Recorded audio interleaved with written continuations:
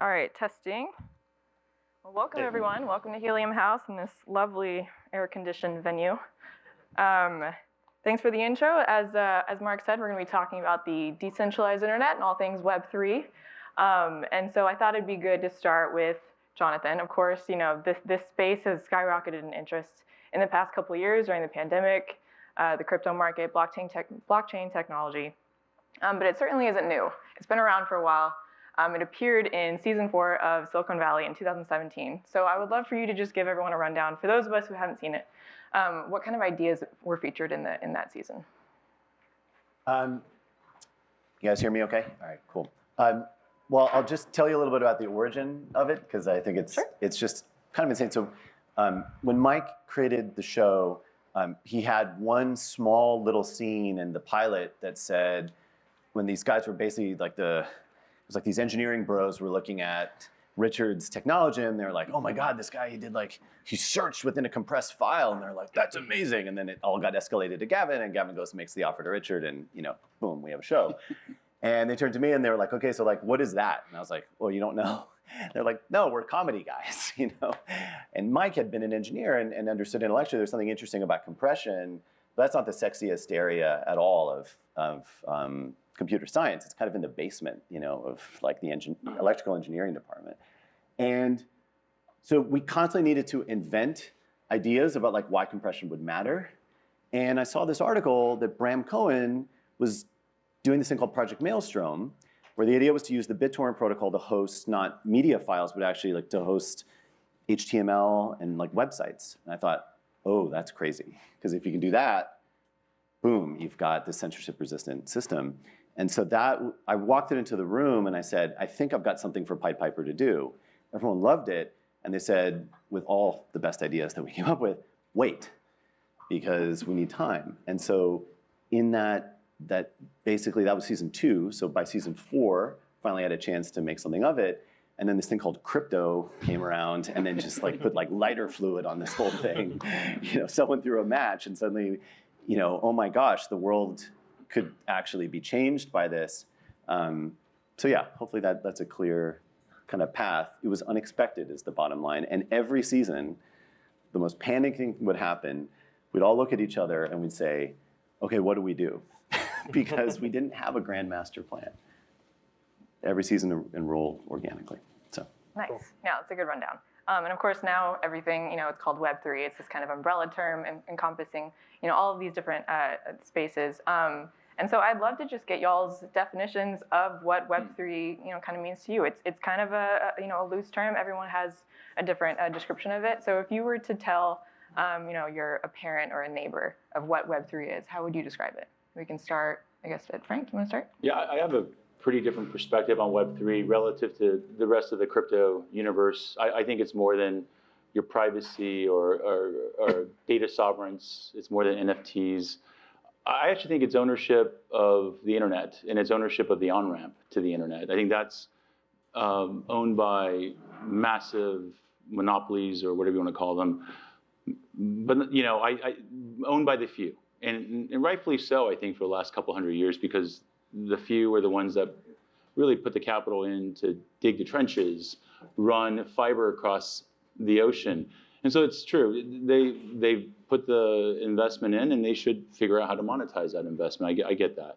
But I think as we move forward into a more decentralized world, or a world where connectivity has to happen for people to interact, I think, freely, then I think the ownership needs to shift. I think people should also own a part of that internet, and certainly own a part of the access to that. However that manifests, I think it's yet to be seen. But that, to me, is the power of what Web3 and what this Helium community here can do. Yeah, totally agree with that. I'd say maybe there's 2 frames that I think are most helpful for me. The first is maybe I think of Web3 as the movement. I'm taking this a little bit from Chris Dixon from the team, but Web3 is kind of the movement, crypto is the tech. The way to summarize the movement is with allowing ownership to be a fundamental programmable primitive of the internet. Right, until today, of course, in the information age, the internet's about transmitting information, but information isn't the full story. if we can have cryptography that protects and enshrines property rights, then we can create all kinds of new things built on the internet instead of using the internet to transmit things that we build between people. And that just allows for all new kinds of things to take shape. Maybe another way to put it for me is that historically until today, the only way to enshrine property rights has been with governments, with nations, with ultimately someone with a gun at the end.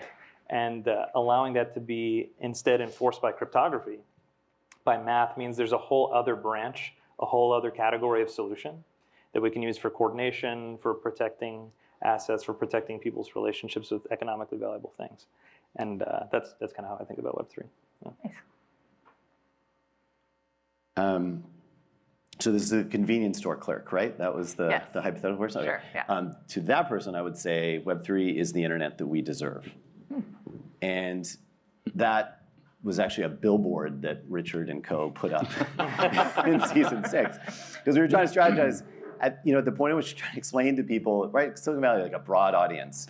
And the idea was like, well, why should you care? It's not just like, what is this thing? But it's like, well, why is it? And I think that over time, maybe there were people at the EFF and other kind of tinfoil hat like crazies who were just like, look, this is all going to go horribly wrong, right? Like the government is listening in like with these like unmarked buildings to your traffic, and everyone's like, that's nuts. You're completely wrong. Like this is amazing. I can get all sorts of awesome things with e-commerce and all that. And then like lo and behold, like Snowden comes out, and there literally was an unmarked, terrible building in San Francisco where the government was indeed listening into all this. And then he started to say, like, well, there's all these challenges around monopolies, right? And the extreme distortion of the economy that's occurring with now the most valuable companies in the world are all people that extract not oil, but they extract data. And that has implications. The same way that we've learned around how power is concentrated with oil companies, and they became, for prior generations, like enemy number one. Now the techlash goes in, and arguably season 6 of our show was more political than Veep, right? Because actually, like the table stakes of what we were talking about, how are you going to own your information? How are you going to get access to it? Those have like extraordinary implications for the future of humanity, and unfortunately, our hero had to sit there in front of Congress and make that case. If you've seen episode 1 of season 6, not persuasively. But the truth is, this is what we are all doing. And I can talk a little bit more about after the show what I've done to take some of the lessons that I learned and start to really apply it. But yeah, I do believe that Web3 is probably one of the most important technological and social choices that we have to make as a civilization about the future of our knowledge. Nice. Thank you for giving y'all's definitions. These are 3 very nuanced ways of describing it. But I feel like, just playing devil's advocate here, I feel like one of the biggest criticisms of Web3 is that it is really hard to define, right? It's in the early days. It's not in everyone's hands yet, right? It has not reached mass adoption. So I want to ask y'all, what would you say to that argument and that piece of criticism? And we can start with Frank, or we can flip it up, and Jonathan can go first. Or Yeah. No, go ahead. Well, I was going to say, like, I recall, when this kind of dates me, but when I was in college, I was using something called a modem. And if you guys were there too, it was like US robotics. Every couple of years, you upgrade from 12.6 to 16. And when you have 128 kilobits, you're like, oh God, this is great. And you wait for that, and you connect. I remember how amazed I was with that technology. Fast forward, I'm sitting in my office like everyone else in a cubicle, and now this thing called Facebook comes to life, and everyone seems to be just sharing everything. Oh, I'm here too. I went to this school, and here's my background, here's my phone number, here's my social security. Please take my information and do something bad with it. And that just exploded. Everyone loved that, right? We're all addicted to that. And to me, I think that's the fundamental problem, is that all of us went through that journey at different phases, but the young folks in the room that grew up into that, I don't think know any different. Like you literally are born into a world where your picture was posted on Facebook without your permission, because your mom and dad like me, are idiots that just did it, not knowing what we were really doing. And so I think that kind of analogy and the state of which we're at is part of the barrier, is that behaviorally we've been trained that it's okay to not care about privacy. It's okay to just, hey, post everything. And we just assume that it's okay and it's safe, when I think, in fact, it's probably the worst thing that could have happened to us. But we're all in it. We're sort of just all in this. So I think realizing that as a first step, and then understanding, well, okay, I get that. I don't want to do that anymore. Then how do I undo it, or how do I change my behavior? And what is okay to do? Like, what is a safe path? Like, what's the alternative? I still want to socialize. I still want to, have friends. How do I do this? And I think that's the unknown. And that's where the UX, the UI, user experience, the user interface, and like how you do things, like how easy is it? Like easy, everyone wants easy, easy, easy, right? We've been trained on that too. Amazon Prime, 2 hours, 1 hour, 1 minute, give it to me now, right? That's the world we're in now. And so I think this is part of the challenge that all of us here who want to do things differently are faced with. How do you change this? Totally. Just over a decade ago, Facebook was something that college students used, that a lot of people wondered if it would ever make money. Now, it's something that middle-aged people use and that writers analogize with extracting oil, right? It's totally, it takes about that long for the wave to crest that big. It just takes that long. There's generational changes that need to happen, user experience changes that need to happen. There's a couple things today that I think in retrospect we will look back and think is absurd. Like, for example, the fact that you go to a website, you contrive some credentials, you have to make up a password or maybe pay someone to make up a password, and then you immediately start uploading information about yourself to a website. That's the conventional authentication experience. It's not that hard to imagine a world where instead you come up to a site, and then you give it permission to authenticate into your data repository that you control, and you give it views into those specific things. You would need a password. All you need to do is give like a temporary decryption key to them. Like, that kind of paradigm is way technically simpler. It hardly exists today. I think that'll be the case, just as a specific example. Sure. But we're just so used to the way of doing it now that detecting the absurdities of the way things are arranged today is just a little out of reach. I mean, I guess my first question would be about adoption. Numbers are interesting, but I think who is adopting the technology is really important to ask. And I'd argue that right now, and certainly Eddy's got a front row seat into this, but I think some of the brightest minds of this generation are saying, engineering, business-wise, are saying, this is something that's really important, and you're having this aggregation of talent, which is unprecedented. And so if they're adopting it, then now we can start asking some really interesting questions around what do they think are the solutions, and how can we try to have people influence that roadmap. Yeah. So things I'm working on now at Stanford are trying to bring historians and journalists and lawyers to the table to say, how can we think about Web3 and its impact on human rights?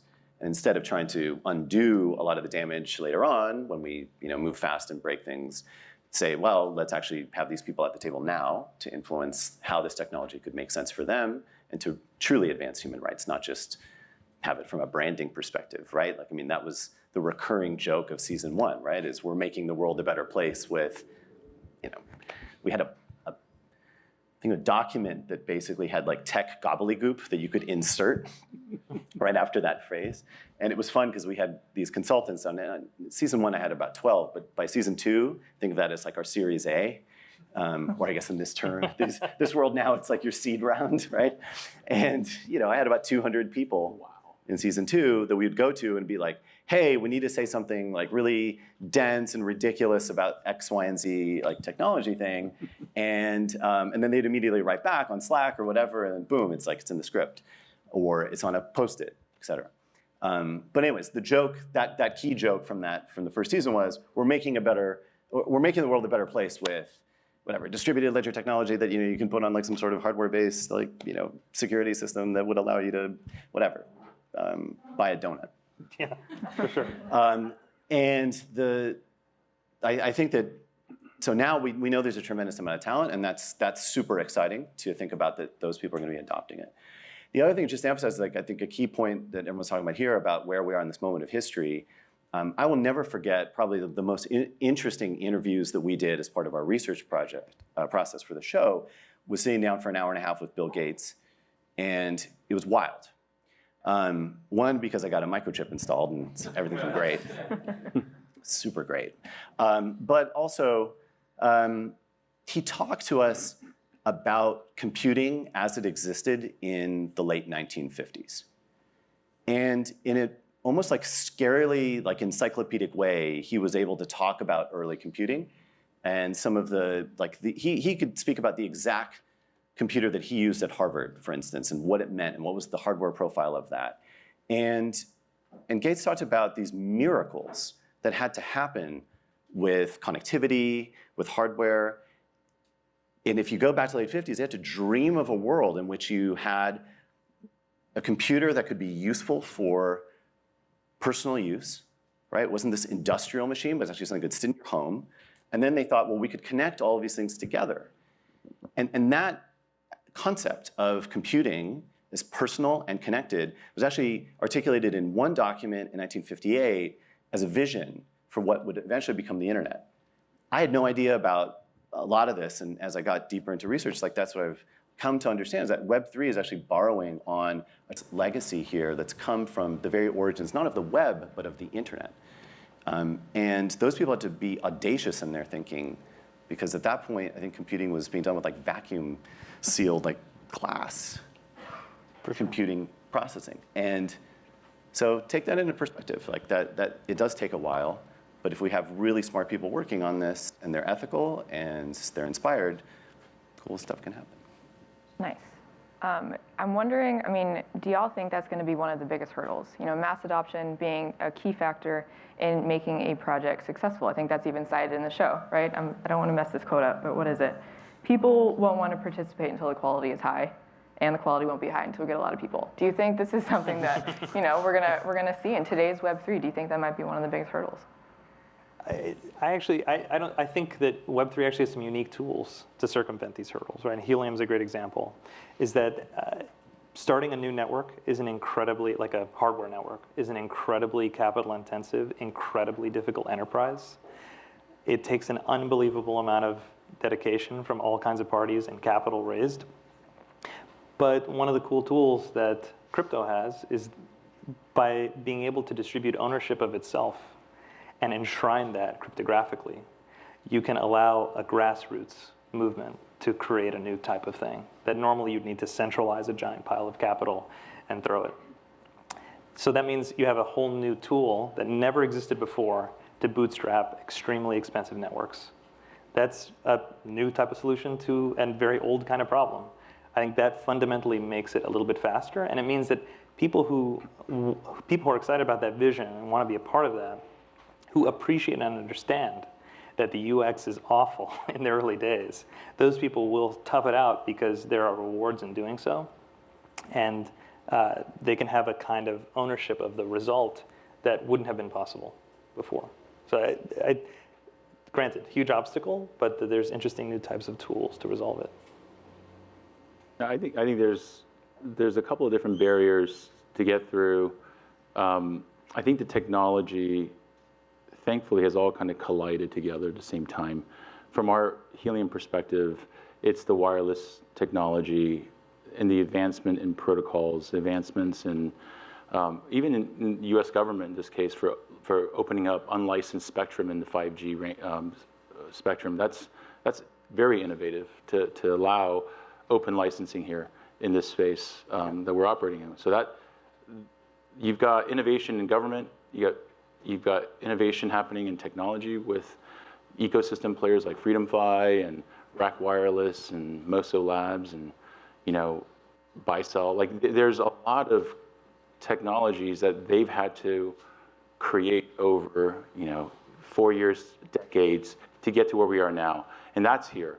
And then I think ultimately it's engineering effort from folks like at Helium to take the pieces and try to piece it together, add on the value of the cryptocurrency or a new incentive model that makes sense for the masses. And I think all those pieces have to come together at the right place at the right time with sort of the right problem set. And I think that's sort of what's happened here with our community, is that the right problem set has presented itself, and we happen to have all the pieces. I think beyond this, we can't do this alone for Web3 or for decentralized internet. This is going to take more than us. But I think the challenge will be for everyone here to sift through all the folks trying. There's tons of players now, which is great to see for our industry. But you have to sift through, hey, who's really going to be able to execute? Who's really going to be able to take all the pieces and put it together and solve the correct problems? I think that's yet to be seen.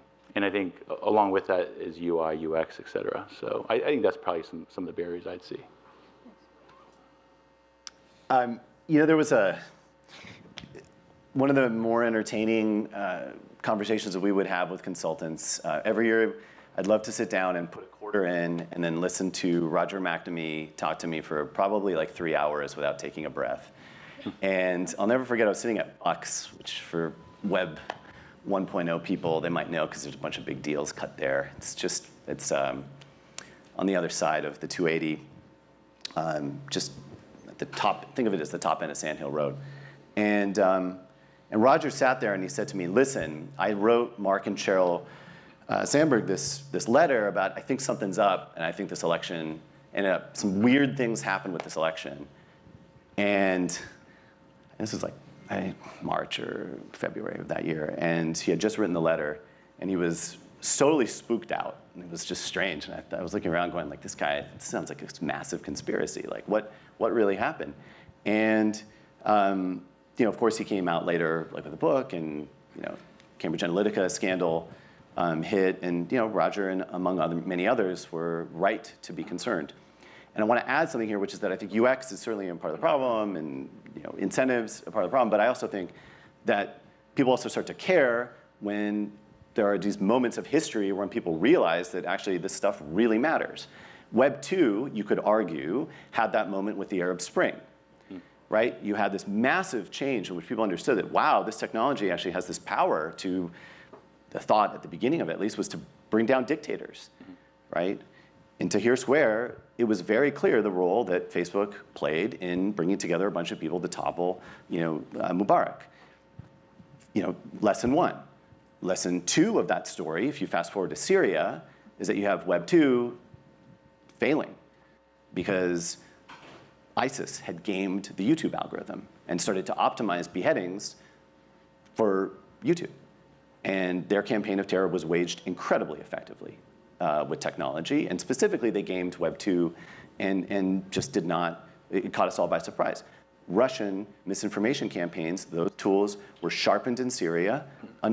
Unquestionably, they were perfected there. And then they brought them over to the United States, and they started to wreak political havoc there. Okay, so what's this moment for Web 3? Well, I've been working more recently on issues around using Web 3 to advance human rights. And one of the tracks within our lab at Stanford has been working on war crimes documentation. And so we've been working on projects in Ukraine nonstop. We've been, and yesterday we just announced that we submitted a cryptographic dossier to the ICC that registers instances of war crimes in Kharkiv, Ukraine, at the early part of March, and that's registered on multiple protocols. We're literally giving a custody NFT to the ICC to establish a clear cryptographic chain of custody. Now, what keeps me up at night is that the political moment here is actually quite fraught, because as we are speaking, Russia is being forced off of the internet, as the traditional internet, for good reason. However, that act is also a signal to any other autocrat to say, hey, let's go do this too. And what I mean by autocrat, let's widen that definition a little bit. Someone like Modi over in India has already given us every signal that we would need to know that he believes in data nationalism and sovereignty of the internet, like by country, or by, let's say, political persuasion even, in his case. That is terrifying. And it's undoing the fabric of what we all want in terms of our values. And so something like Helium, I think, has this tremendous opportunity to be thinking about this new geopolitical climate. And so I think that actually is going to be one of the main drivers of how people change their perceptions around Web3, because I think we've taken a lot for granted with the world as we have it. Because like, well, the internet's going to be around, and it will, we'll have connectivity. Go and try to tell that to someone in, Kharkiv. It's just not the same story for them. So. Nice. No, that makes a lot of sense. I think we have time for one more question. Something I've been curious about that I'd love to get y'all's opinion on. But throwing it back a little bit to the early days of the internet, the concept of decentralization, it was kind of on the table, but gradually power kind of fell into the hands of a number of very, very powerful centralized entities. There's of course this acronym CDFI, centralized decentralized finance, that I've seen tossed around recently. So do you think today's Web3 is maybe in danger of that, and what are the implications if it heads that way? It's a great question. I think Web3 actually has a lot more in common, spiritually speaking, with Web1, and that's not a coincidence, right? Yeah. And that's because a lot of the original vision for the internet had to do with, was like an analog with like a city, like an analogy with a city, right? It's this rich space, there's all kinds of public spaces and private spaces and all kinds of interesting parties participating in a rich and interconnected way. And the reality is we've seen a lot of deep centralization. And I think that that's because the architecture of Web 2 lacks the ability to enshrine decentralized ownership of things, right? The network effect has to accumulate to a single party. It's whoever controls the underlying platform, it's whoever controls the underlying specific hardware, whoever controls the data center, where all the algorithms run, where all the data is stored, right? Unless you can find a way to give supremacy to the software over the underlying hardware, you cannot break this paradigm. And I think crypto uniquely enables this. It's the first time that you've been able to create a situation where the software continues to run as designed without depending on a specific instance of the hardware underneath. Right? The hardware is commodified in its relationship with the protocol. That's a new thing. That means you can finally create network effects that accumulate instead to decentralized networks as opposed to unilateral parties like tech companies. Mm-hmm. So there will be, of course, there will be like the CD5, that's like a hilarious meme. It pops up like once in a while. I die at it, honestly. There's some people who tweet very funny things about that. But of course, there will be all kinds of centralized actors in Web3. Like, of course there will be, and I don't even mean that in a bad way. There's going to be companies, there's going to be protocols, there's going to be relationships between companies and protocols. Clients of decentralized systems will be controlled by single people and all kinds of things. But it's just a matter of where the key network effects accumulate. That is the key question. That's the key difference. Yeah, I think it's kind of interesting. I think it's yet to be seen. Just thinking about Helium and where we started, and you heard Amir earlier talk about this. I mean, we were just a wireless startup trying to figure out how to build a network. Decentralized wasn't even on the table. We're just trying to solve a problem. It turns out doing it in a decentralized way is a far better way, much lower cost. But we wouldn't have known that unless we tried it as a central entity first. And so I think part of the couple of things I think about with this is, what is the problem, and is the problem real? Is it really a problem, and can we only solve it using some kind of crypto-based incentive that involves the community? And is that solution far better than a central approach? So those are some of the things I think everyone has to weigh for themselves. And the last part of this is the people behind it. And we're Helium. We were a company of, when we did this, when we launched, I think we were 20 people when we first launched in 2019. And we're only 60 people now. So we're not that much bigger. But we are a centralized group. And the reason we've open sourced everything and we've really phased it very thoughtfully is because fundamentally, the small group that we do have believe that this belongs to everyone.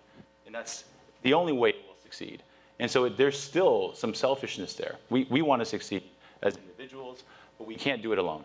And the only way to make this grow faster and add fuel to the fire is to give it away without barriers, right? Without taxes, without fees. And that's the only way this will grow. But each of the companies and projects you guys research and look at, you have to go figure it out if that group that's working on it, that's developing it, has the ultimate ability to actually get it.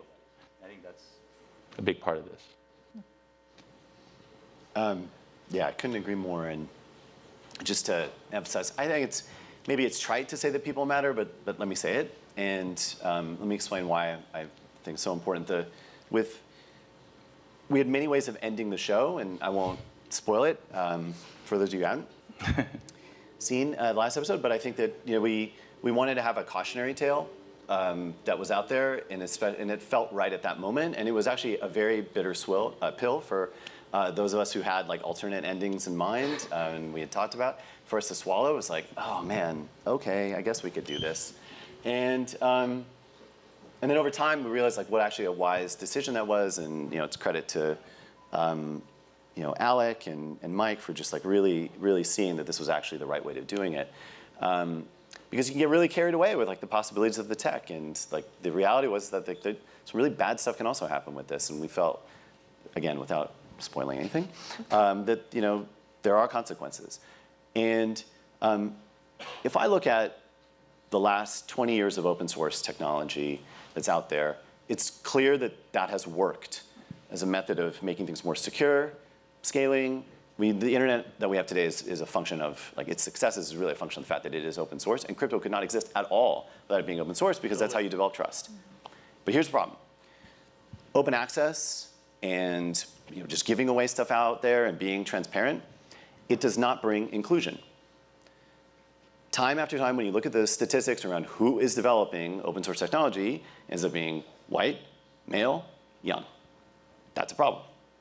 Why? Pardon? Why is that a problem? I'm happy to talk to you offline about that. I think that my point is that if we're trying to say that we have a value about being inclusive, my point is that it doesn't just happen organically on its own.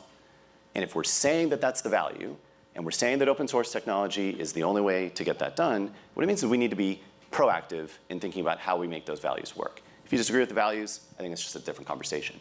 But if we believe in the values, it means that we have to work extra hard. So what things like Helium and others projects we're trying to work on is it is about those people making brave decisions to think about governance, brave decisions about thinking about how those values can be encoded directly into the software itself. And it sounds like you guys are doing really cool stuff, and that's really inspiring. Thank you. Yeah. Awesome. Okay, well, I think we're out of time. Thank you so much for being here and for answering all my questions. And yeah, thanks everyone for tuning in.